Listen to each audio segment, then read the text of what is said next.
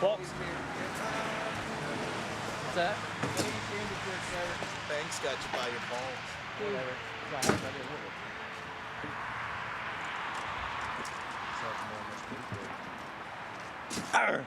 Oh, this is great. Don't get us arguing. This is great. Turn it off. Turn it off. Turn it off.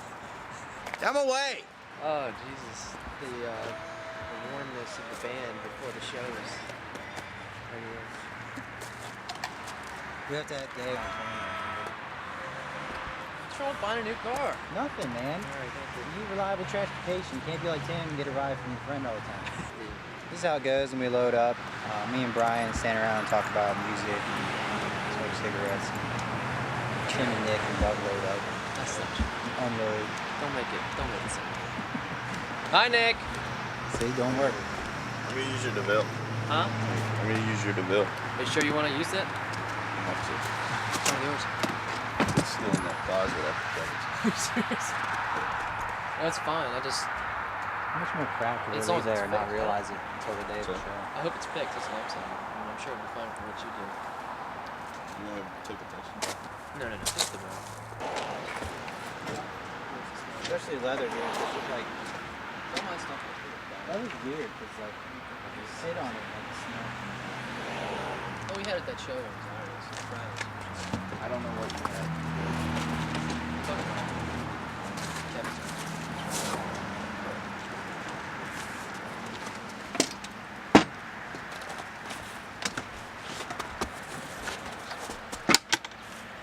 I heart music.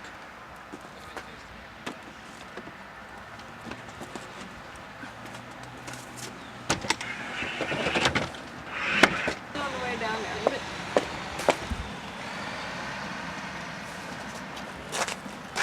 Who's got the key?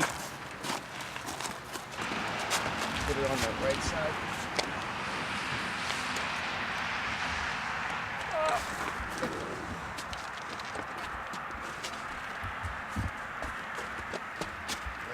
That's bad.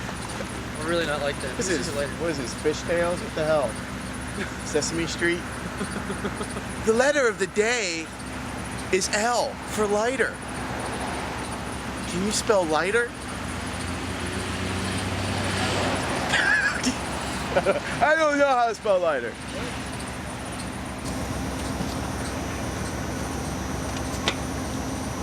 We going? All right, so Buck just told me that he thinks we have enough gas to get to the show and back. Anybody He's not excited for the sure. new Ledbetter Heights album And our coming gas out gauge next doesn't month? work, so we're trying to go by mileage. We say next month, but it'll probably be about 2009. Tim always does that, but it's never a joke. I don't get it. This is a slower tune, and it builds up, but this song's pretty definite to be on the next album. This is quickly becoming one of my favorites. This is called Daybreak. I don't know why, but this is for Jamie North for making the trek down here to Shippensburg tonight. I love you, buddy.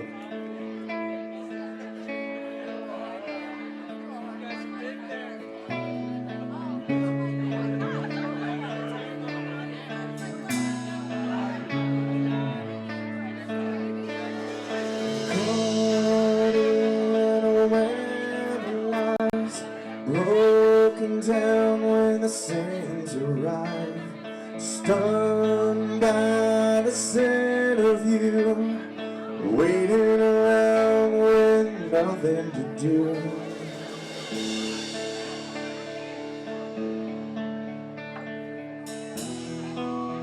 I think we're running out of time.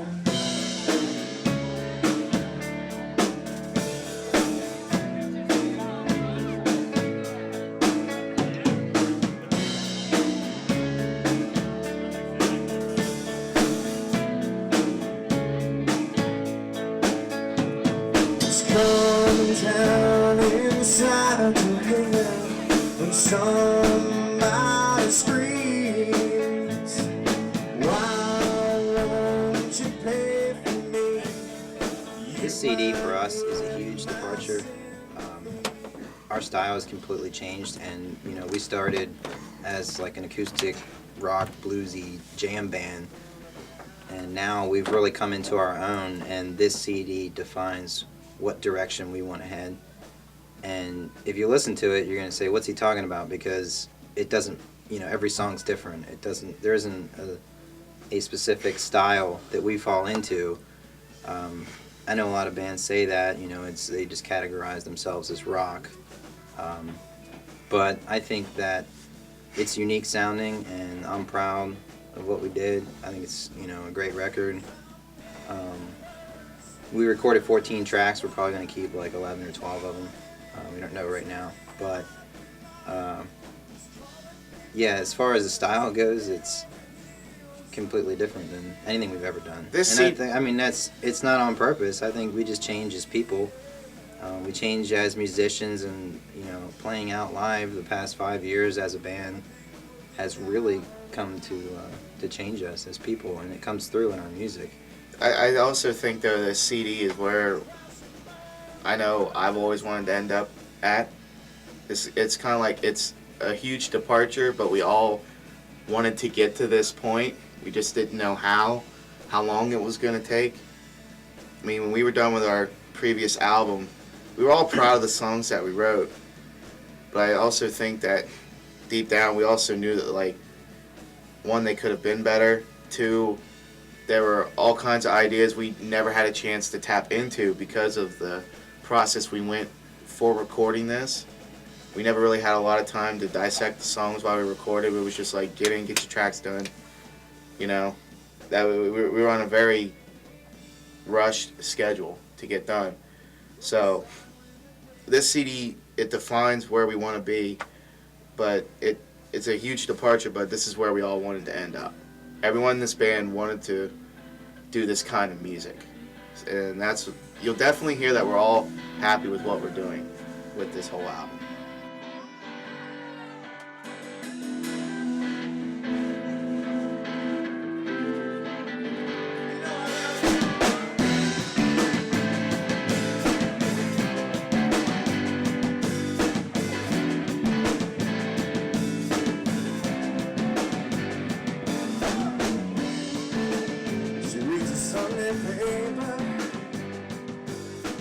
When Brian came in, the first couple songs we wrote, Hold the World, Deeper, Breathless, IOI were kind of right around the same month, like December, January last year.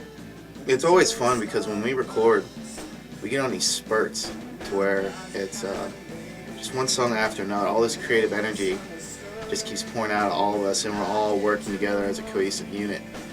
And it sucks whenever we're not really writing anything at the time, but we always know that wave's going to pick up again, and we're going to hammer out more songs. And sometimes it takes something like taking some time off, or doing some more gigs, or you need that one little spark change in our routine that gets the songwriting process going on.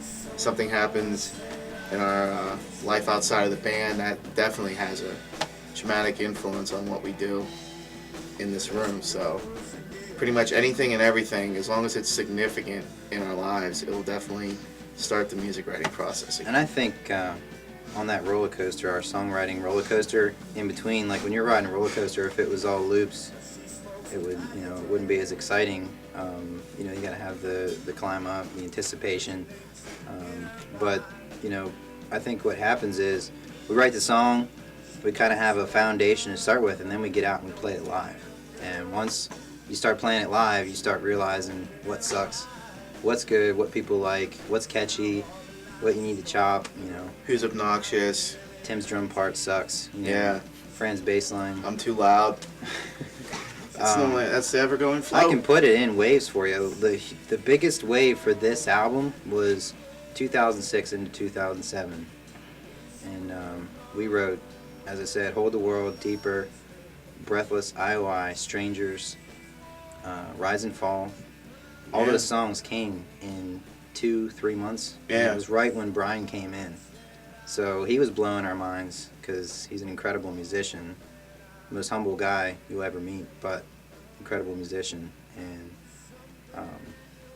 as a unit, as a cohesive unit, we wrote all those songs. Some tracks that stand out now. We wrote Artificial Freedom July. something like that. Yeah. So there was that long in between that we didn't write anything, and we were out. And what I was talking about earlier was we were out playing those songs, refining them, changing them. Melodies were changing, lyrics were changing, like Tim said. Things were happening in our lives that we changed the lyrics.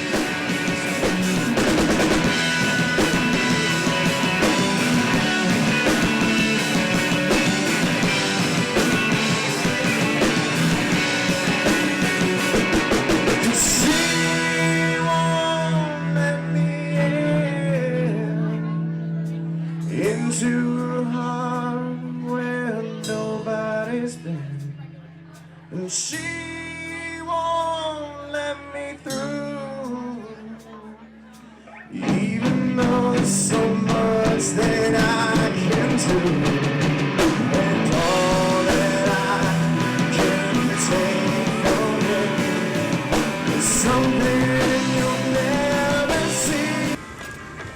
Why is the van stalling all of a sudden? It's cold. It doesn't like noise. You're stuck, dude.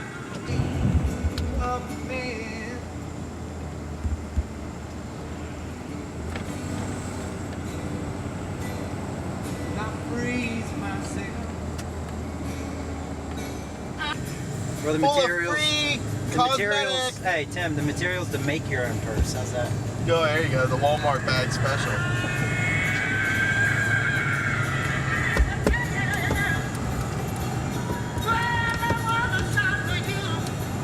Tim, you should wear tight pants, 'cause that'd be hilarious. Yeah.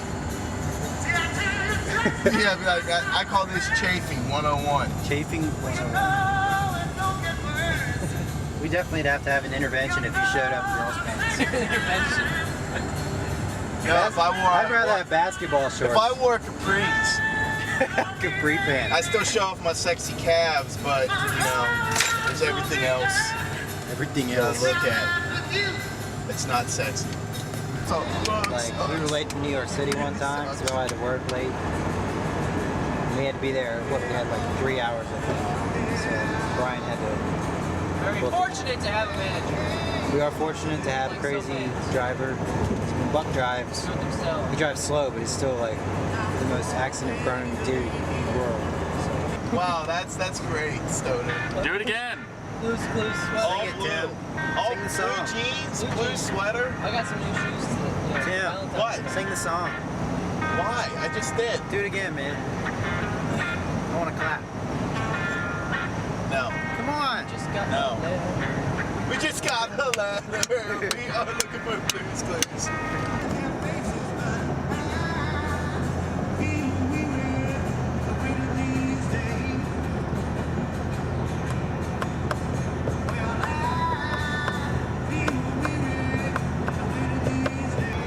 So tonight we're playing the Millennium Music Conference. It's a big independent music festival, I guess you could call it. It's 3 nights in Harrisburg. Harrisburg and the... How am I supposed to talk? So there's a lot of great bands playing. It's all independent music, and we get to share the stage with some cool bands from around here and from like Philly, and I don't know where bands are coming from tonight. We've played this conference a couple of years in a row now, but we're on main stage tonight. This is our first year on main stage, so that's really cool because the past 2 years was very small. They were very small stages. So this year you actually have to pay money to get in to see the bands. It's at a big hotel. We're playing on a Friday night, which is pretty cool. I think the first year we did it was like a Thursday night or something. But we're moving up in the world, I guess, a little bit, one step at a time. Yeah, let's set the mics up like typically set the mics up. No, I haven't seen that. I bet it's pretty good. He's the one who's like talking about commercialization they created Leicester. He's like, yeah, they should have this guy. He's like late. A bunch of bushes. Do the Running Man while you're playing bass. I Let's go on for guitar, but you actually sing better time than he did. So, what he was doing. What? Nothing, Tim. What? I think he said I burned you. On what? Nothing. It's because you are good. Well, first of all, I guess my role in it is helping the guys record. We're using the space down here. We call it the rec room studio, but it's basically my basement. And we're just trying to, the main goal is to fix things up so that it's comfortable for everybody. They come in and they feel good in here, and we can actually, it's nice too because that it is my house. They can come in and we can spend time here. It's not like we're on a time clock or things like that. So that's the main thing. We have the space. We went ahead and got some equipment in here that I feel pretty, actually right now I'm pretty proud of what we're doing as far as the sounds that we're getting and things like that. So that and trying to, like I said, create the environment, and then also just trying to be here and give them insight into what we need to do as far as recording these songs while we're doing it. Not necessarily that I know better or know more of what they should be doing, but it allows them to concentrate on their performance if I'm here, and I can kind of concentrate on what it sounds like on tape, basically. Yeah, that's Because literally, if you did it that way, you can still use headphones, but I can set up like acoustic. I could actually do acoustic sound on the guitar Yeah. and Yeah. together and live. Yeah, that's cool. I'll roll with you on that. It's, yeah, I'm in doing this in the past, you know, because I've been through this process several, I won't say many times, but it feels like many times. The biggest thing as far as timeline is concerned is that finding that balance, because you don't want to obviously go in and just rush through something. You're trying to be creative. It is an art, so you want to spend the time with it, but then you also don't want to get bogged down in spending too much time on trying to find the perfect little thing here or there within each song, because you end up just destroying yourself and everyone around you, and the end product doesn't come out as natural and as I guess organic that way either. So finding that fine balance is tricky. So we had a timeline for this. We wanted to try to get it done within 2 to 3 months. Yeah, that's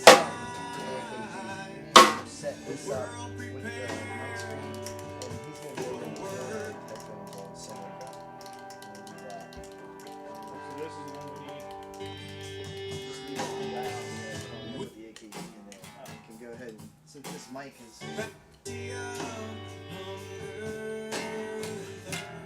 Yeah, we are multi-tracking, which basically means we go in and we lay down, we have everyone come in and play, and we're kind of playing live because we want that live feel.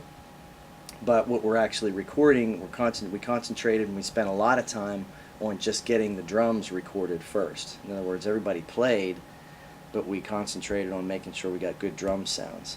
And then what we have, Fran and Nick and Brian coming in and doing later is overdubbing their parts to Tim's drum sounds, so that we can kind of concentrate on each instrument one at a time and get the best sounds for that.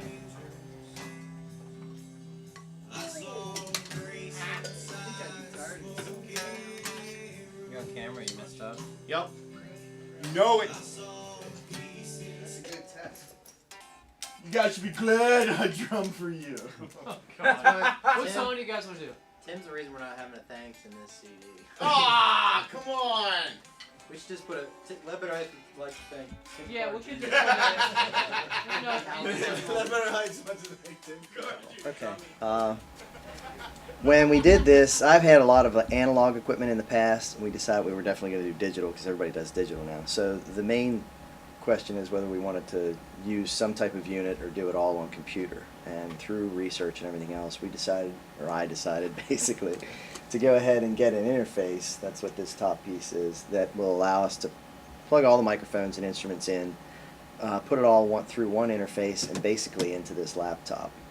And you can see the screen has all the tracks on it and everything. So it gives us a lot of flexibility, to cut and paste and do all kinds of editing that you wouldn't be able to do on tape or on, and it's a lot easier than working on a machine or something like that. The rest of this stuff is processing gear that I use to try to control the sound before it comes into the interface. Because when you're working in a smaller room or something like that, lots of times you need the ability to get the best sound. That was the idea with this whole thing, is to try to get the best sound at the microphone that we could, so that when it comes down to mixing down and trying to do a finished product or a finished recording, that it's a lot easier. If you don't have the best sounds up front possible, then it just makes it that much tougher at the end. So that's what we've done here. Is and I went in and tried to find the specific pieces that we needed, and a lot of it had to do with microphones too. Finding the right microphone for the right situation, and also finding the right buy to fit the budget, so to speak, because it's not like we want to go lavish. In the end? In the whole thing. Nick, The one track wasn't can even you throw in me over there. the trash can? The original. Yeah, that does No, not that. I mean the one. Dude, the Marshall. Yeah, I think that's muted right there. Yeah, that needs to be in there. You have 'Cause that's the one that comes in the beginning. Yeah, I didn't hear any guitar in the intro. there is no guitar in the intro. Nope. There's me. There should be. That's all I need, baby. There should be there. You said you didn't want it in there. No, yeah, I did. I said that track we did with the Marshall was the keeper. It's on the Marshall. Oh, okay. We definitely wanted to make the CD independently. We wanted more freedom of what we were doing, even though we were put under a time constraint. We wanted the freedom of not having to have a deadline, but that went right out the window whenever we booked our CD release party before the CDs were even before we were even done recording. But we wanted to go through with Kevin, and Kevin was interested and always has been interested in engineering and mixing and recording and everything. We knew Brian had backgrounds in it from his schooling, and yeah, it was definitely different. It was more problems to deal with. We ran into a lot of problems because we were doing it independently, but we expected that and we just rolled with it. And I'm very happy with how it turned out. For recording it in a carpeted basement, it sounds pretty good. Yeah, I'm thrilled. I'm very pleased with with the it. product that we got. I mean, because we went into it knowing that it was independent, and we were gonna do it when we had the time, and we were gonna have problems. Every time we set up drum mics, we weren't sure if we were gonna get the same drum sounds. It was all these things that we didn't really think about until we started going in recording, and then we started seeing all the headaches. But that's just the studio. I mean, you go in the most professional studio in the world, and you'll still have sessions where you gotta troubleshoot just because of bad cables or because something's amiss. But overall, we pulled it together, and the album. Smoke cool. Smoke Newports. They're fun. Biggest thing is this is on our terms. We go in when we want. We have total say. Our old guitar player Kevin is producing the album with us, so he knows us very well. He's open for anything. He understands how we want the studio because he was involved with our previous album, and we all collectively wanted to record the album this way. And it's just nice working on your own terms. There's no restrictions. I mean, we have a very loose timeline. We said we want to try to get it done this time, around this time of the year. Okay, we're behind. Okay, that's fine. We're a little behind. Yeah, and that's perfectly all right. I mean, we're not. Some songs, we listened to them, we recorded and listened to them, and just weren't working. So we went back in, and we're trying to. And this is our first real time, actually diving into a studio process to really analyze everything that's going on. We've all been in the studio before, all four of us. We can talk about specific experiences or things that happened to us. This is Ledbetter Heights' third time into the studio. Each endeavor is sounding better, has definitely sounded better. We've learned a lot more. We are dealing with better equipment. We're much more studio conscious when we write a song. Yeah, we always think of like how when you dissect it into specific parts, bass, drums, guitar, vocals, you really start to think about things after you've been into the studio. When you're writing a bass line or a drum part, you know what's going to be obtrusive. You know what's going to be like right. you have your live, and then you have your studio. Yeah, it's like I want to do something live, awesome. Studio, especially drums and bass. Those are two instruments that can really almost change live. Like you've got a groove going. Tim's a great pocket drummer, but he can expand and he can improv and do things well live, but in the studio that might not work. So it might clash with the melody or a guitar part, or it may just clutter the whole song, and the same is true for bass and guitar. I mean, everything just has to tie in and work well together. So there's a live sound and there's a studio sound, and after you've been in the studio, you really start to become conscious of that. You are worth more to me than life.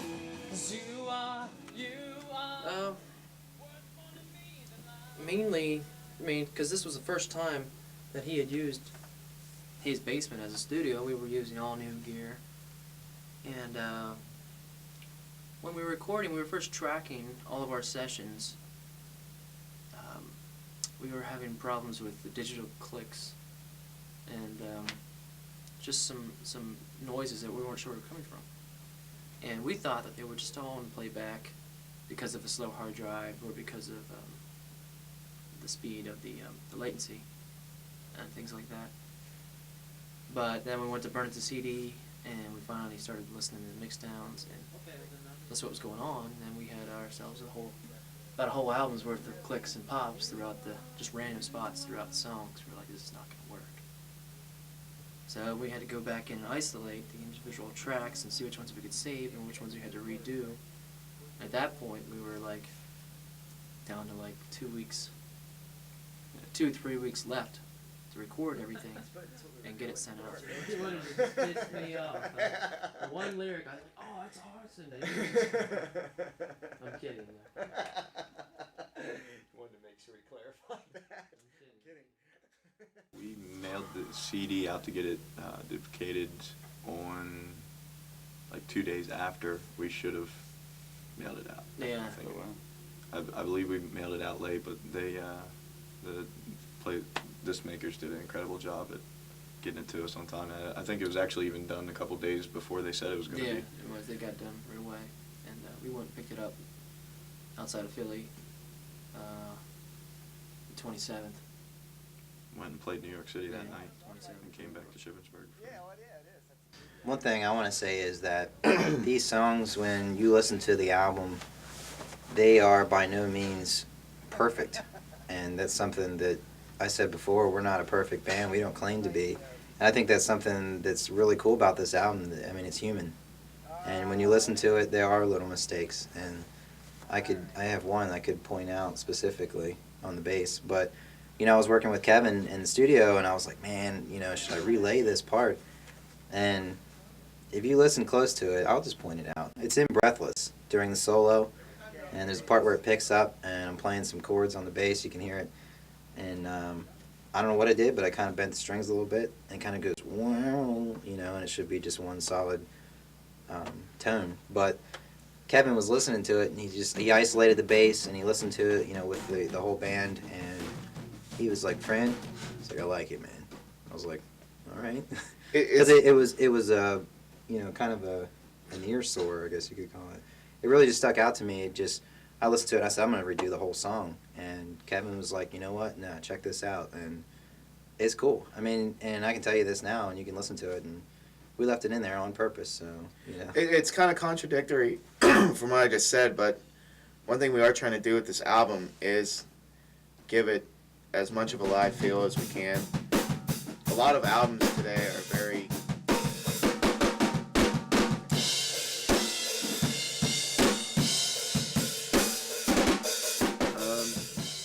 initially, I believe the song, I just was messing around in the bedroom one day, and just, you know, it's a 2-chord progression over the verse, and so it just picked up, just started playing, kind of started humming a couple words, and kind of like the first couple of lines that came out, and so I just built on them.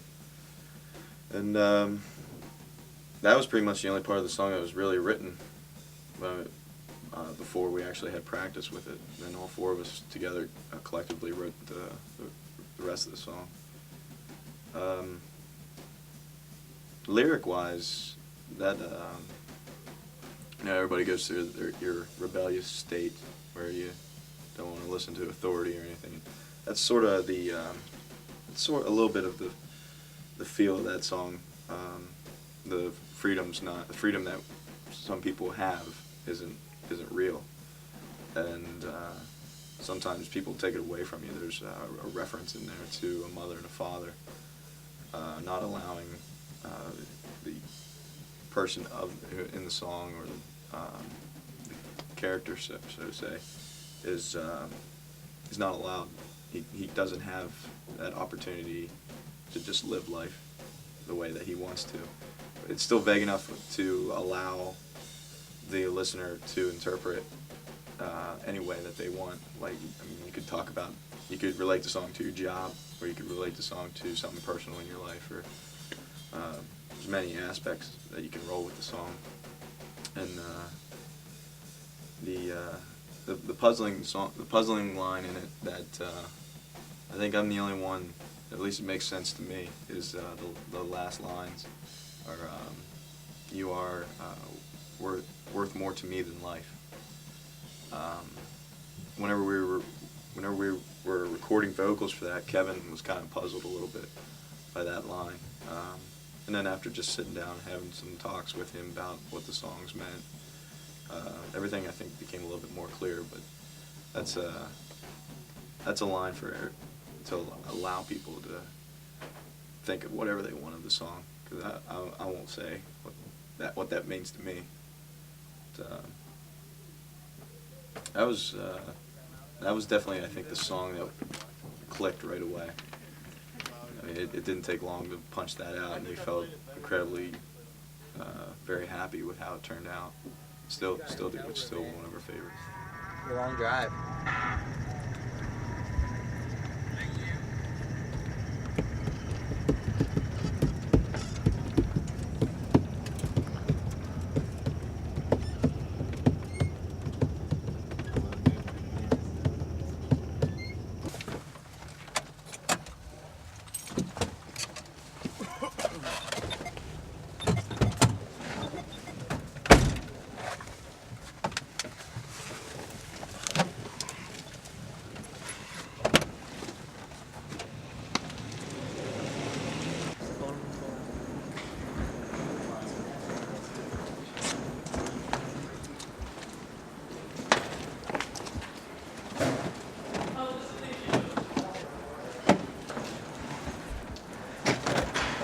I'm getting a little woozy, Chris.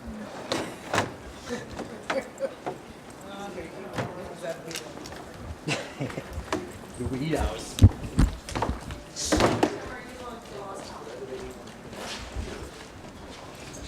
And walk out.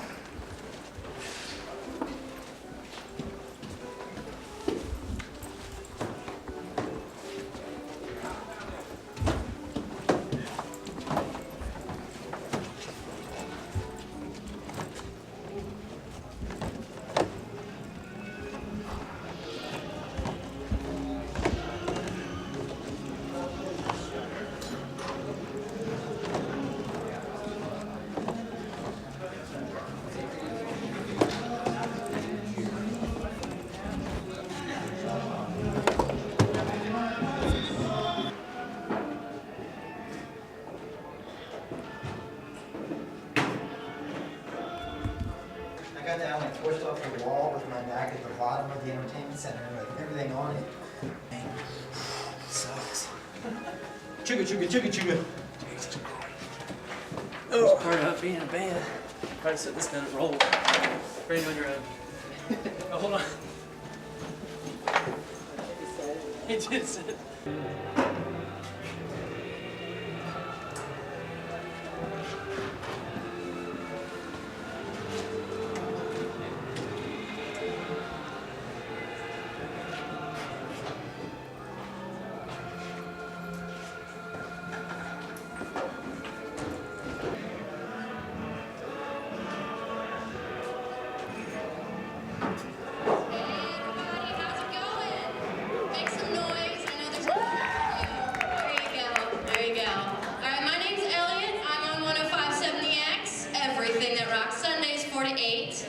And these guys, they've got a new album coming out at the end of the month. It's called what? Evolve, right? Evolve, okay. These guys are Ledbetter Heights. Give it up for them.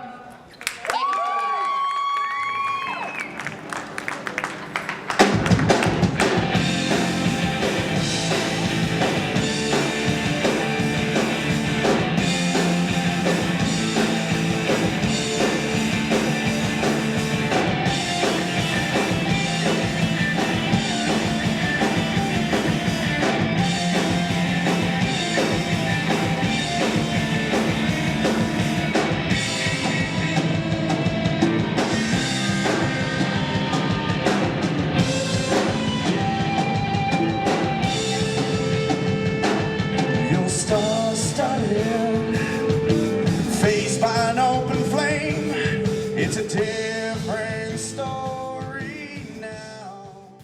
I think for what we went through to actually get to hold the CD in our hands was just a chance for us to go finally. I mean, we were very excited. Whenever any band puts out an album, you're excited to go out and play and show it off to your friends, and you want to just give it away for free. Which we actually do a good bit, but you just want to get it out there and show people what you did, what you accomplished, and yeah, you're just so proud of it. You want everybody to hear it.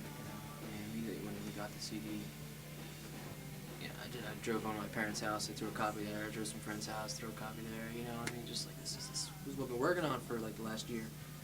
We wrote these songs. We recorded them ourselves. Did it all independently. We had a lot of late night sessions. Kevin and I were pulling all-nighters on the CD, working on the mixing, engineering aspect. And it was just really, really satisfying. Just hold it in your hand. Like, this is it. It's done. right. Yeah, it's definitely online. Is it online every show? Okay. We sell them at all shows. We sell them online. We've been mailing it out to people. If you buy us drinks, we give it away for free. Buy us drinks.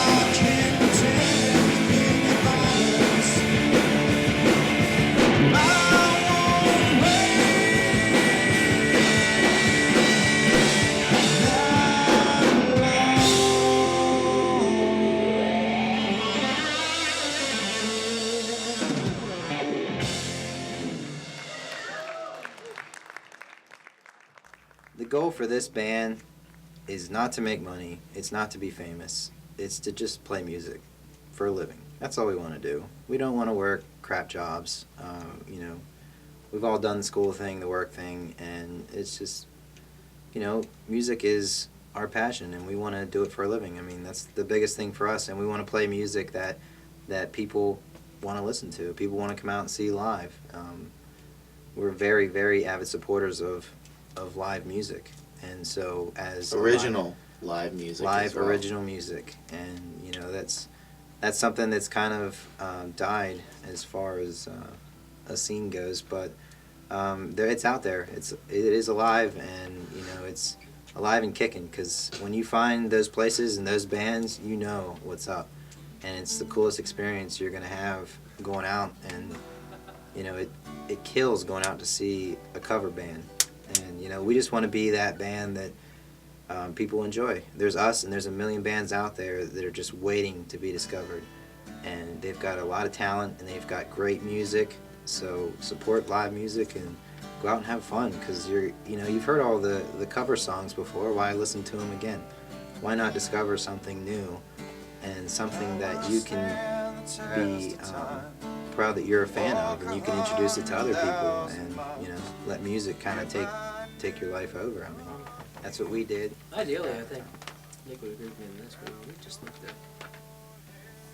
like to be able to survive as musicians, you know, be able to go out there and not have to work a day job, you know, and be able to play music all the time, you know, whenever we can.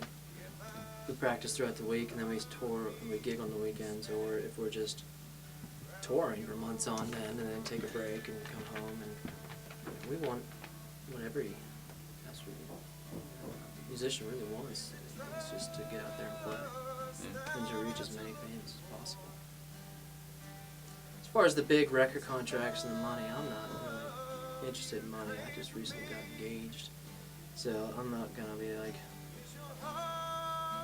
looking to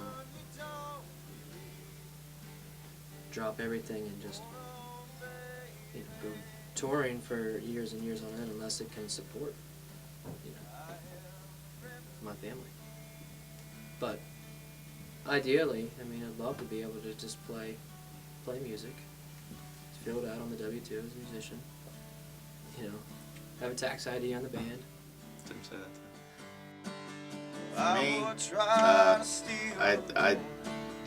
I'm realistic about the album, but also I want this thing to just blow up. I'll be honest. Big Bang Theory. I want this. I want Clive Davis to hear this thing, say it's great. Let's do something. I gave you the humble answer. Let's do something. I mean, this album will always provide bigger and better things for us. It'll give us better gigs. It'll help us more fans. That's the most important thing. More fans. It'll spread our music further than what we could now. But also, I am confident enough, I'm proud enough of these songs to where if someone important hears them, they will see what we already believe in ourselves. Like, I believe the songs will sound very well done. They will show how serious we are. And I hope this album can take us further. I hope this album can take us to the top. That's where we all in our dreams want to go. And, think big or go home, I mean, I'm not going to be mad if I don't get there. I'm not going to be like, man, we're not famous yet, man. This sucks, man. But that's how I am every day. But I'd love for that to happen, and part of me would be like, that'd be great. That would just get me out of the situation I'm in now and take me to, I'd rather deal with all the ups and downs of that kind of lifestyle of being a professional musician. When I'm 30, I want my 1040 to say musician.